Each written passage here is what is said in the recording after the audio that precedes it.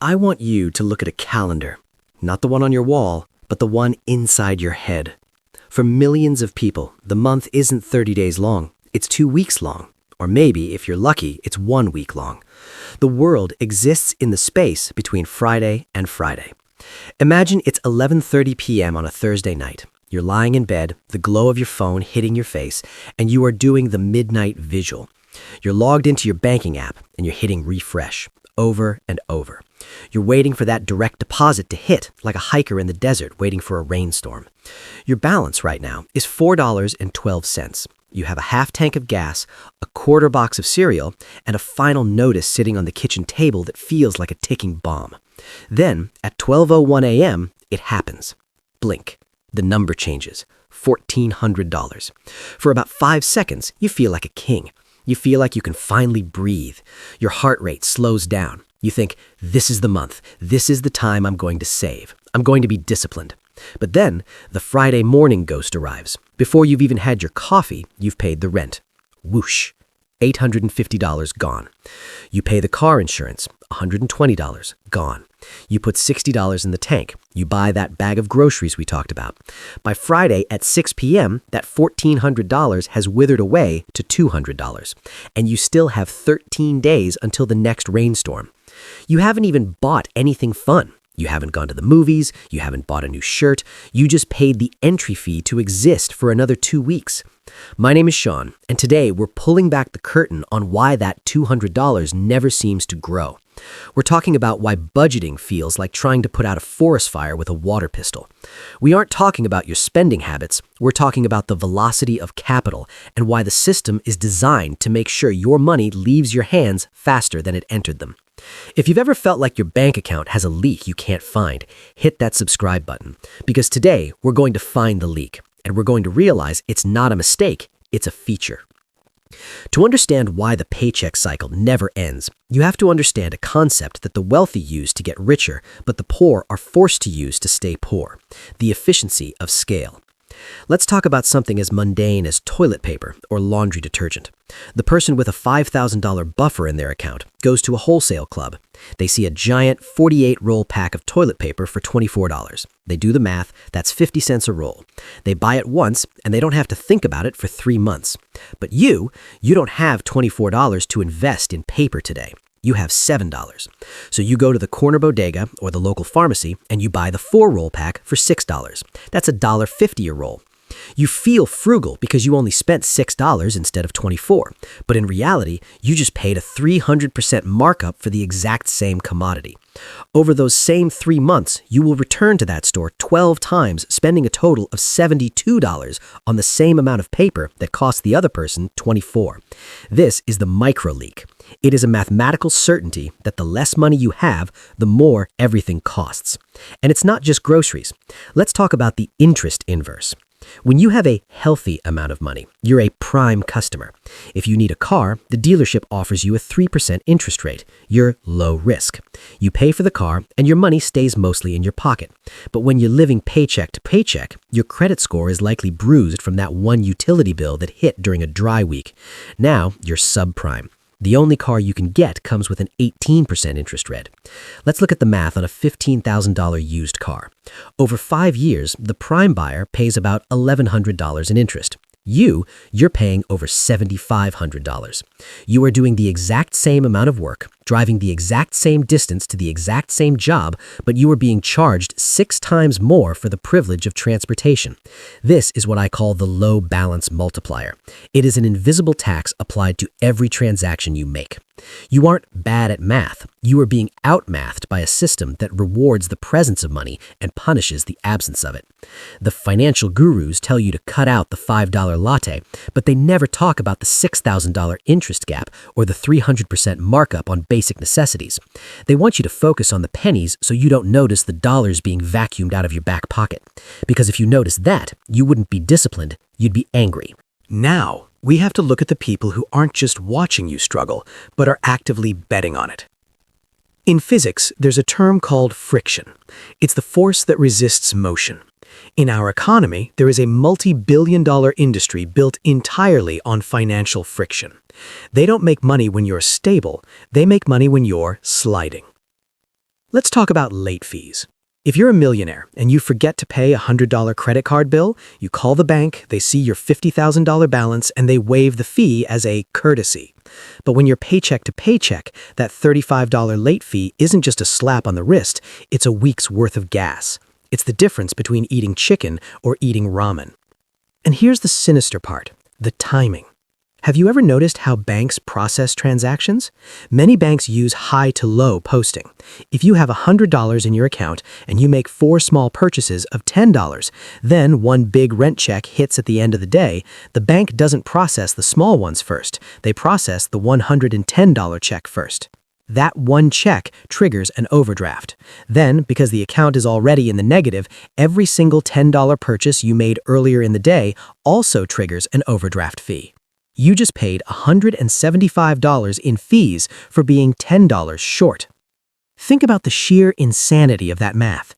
They call it overdraft protection. I call it predatory harvesting. And if the banks don't get you, the safety nets will. Think about payday loans or title loans. They market themselves with bright colors and friendly slogans about helping you get to next week. But their interest rates aren't expressed in percentages, they're expressed in shackles. We're talking 400%, 500%, sometimes 700% APR. They know that once you take that first loan to cover the rent, you won't have enough to pay them back and pay next month's rent. So you take another loan to pay back the first one. You have just entered the debt spiral, a specialized engine designed to extract every drop of future labor you have left. The system isn't broken, it is working perfectly. It is a machine that looks at your desperation and sees a profit margin. It's a poverty trap by design, because a person who is constantly one $35 fee away from catastrophe is a person who is too busy surviving to ever demand better. They don't want you to have a buffer, they want you to have a balance of 0, because that's where you become the most profitable customer they have. If the math of the system is the trap, then your own biology is the lock. There's a reason why when you're broke, you feel like you can't think straight. There's a reason why you forget appointments, or why you snap at your kids, or why you find yourself staring at a wall for 20 minutes after work. It's called tunneling. When you are in a state of scarcity, whether it's a lack of time, a lack of food, or a lack of money, your brain undergoes a fundamental shift. It stops being a wide-angle lens that can see the future and becomes a spotlight focused entirely on the immediate threat. Scientists have studied this. They took people from all walks of life and put them through cognitive tests. They found that when people are preoccupied with a looming financial crisis, their functional IQ drops by roughly 13 points. Think about what that means. 13 points is the difference between average and borderline impaired. It's the difference between being able to learn a new skill at night and barely being able to follow a recipe. You aren't stupid, you are taxed. Every single day you spend in the paycheck-to-paycheck cycle, your brain is running a background program titled, "How am I going to pay Tuesday?" That program takes up 40% of your RAM. It drains your willpower battery. This is why at the end of a grueling week, you might spend $15 on a takeout meal you know you can't afford. A guru would call that a lack of discipline, but a neurologist would call it decision fatigue. Your brain is so exhausted from making 1,000 micro-calculations about survival that it simply runs out of the fuel needed to say no to a moment of relief. The system counts on this. It counts on you being too tired to research a better insurance rate. It counts on you being too overwhelmed to call the billing department and dispute a charge. It counts on you being so focused on the tunnel of today that you literally cannot see the exit ramp for tomorrow. Poverty isn't just a lack of money, it's a lack of mental space. And as long as the system can keep your brain in survival mode, it owns your most valuable resource, your ability to plan your escape. They don't just want your wallet, they want your bandwidth, because a person with no bandwidth is a person who stays exactly where they are. Now, we have to talk about the 2 biggest anchors dragging behind you. If the micro leaks are the paper cuts, then housing and transportation are the open wounds. This is where the trap becomes a cage you can't simply budget your way out of. Let's look at the renter's paradox. To buy a home, you usually need a down payment, let's say $30,000. Because you're living paycheck to paycheck, saving $30,000 feels like trying to climb Mount Everest in flip-flops. So you rent. You pay $1,500 a month for a two-bedroom apartment. Meanwhile, the person who had that $30,000 buys the house next door. Their mortgage, taxes, and insurance come out to $1,300 a month. Think about the absurdity of that math. You are deemed too risky for a $1,300 mortgage, so you were forced to pay a $1,500 rent. You were paying more per month for the privilege of owning nothing. Every dollar you hand over is gone forever. It's a 100% interest rate. You were literally subsidizing your landlord's wealth because you can't afford the entry fee to build your own. You're running on a treadmill while the guy next door is on an escalator. And then there's the reliability gap in transportation. If you have money, you buy a car with a warranty. If a light flashes on the dashboard, you drop it off at the dealer, they give you a loaner, and they fix it for free. Your life doesn't stop. But when you're broke, you buy the $500 special. You know the one. It's got 180,000 miles, the AC is a suggestion, and the tires are as smooth as a cue ball. One morning, you're running late for work, you turn the key, and you hear that dreaded click, click, click. The starter is dead. It's a $400 fix. You don't have $400, so you miss work. You lose a day's pay. You pay for an Uber to get there the next day, which costs half of what you earn that shift. This is the transportation tax.